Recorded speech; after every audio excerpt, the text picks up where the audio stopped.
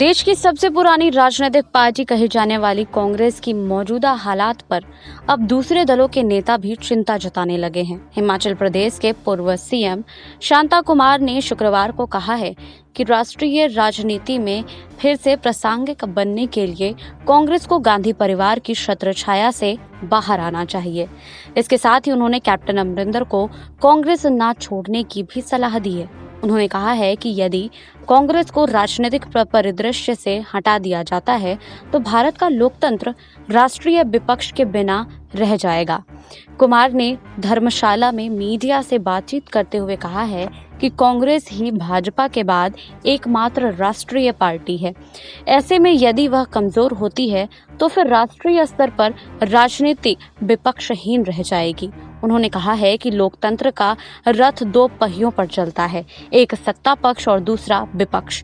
उन्होंने कहा है कि देश की सबसे पुरानी पार्टी जो कभी नेहरू, गांधी और पटेल के नेतृत्व में थी, हाल में एक मजाक बनकर रह गई है। कुमार ने सक्षम नेतृत्व प्रदान करने के लिए प्रधानमंत्री नरेंद्र मोदी की प्रशंसा की, लेकिन देश में एक मजबूत विपक्ष के महत्व पर भी जोर दिया।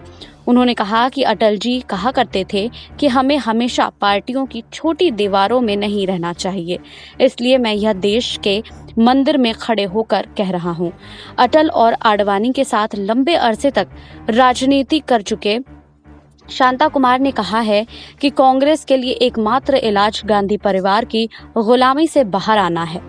उन्होंने कहा है कि पार्टी में एक से अधिक राष्ट्रीय नेता हैं।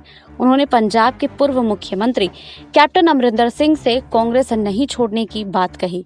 इसके साथ ही उन्होंने कैप्टन को गुलाम नबी आजाद, कपिल सिब्बल और शशि थरूर जैसे G23 नेताओं के साथ बैठकर पार्टी में आजादी के लिए लड़ने और एक परिवार के गुलामी से बाहर निकलने का आग्रह किया।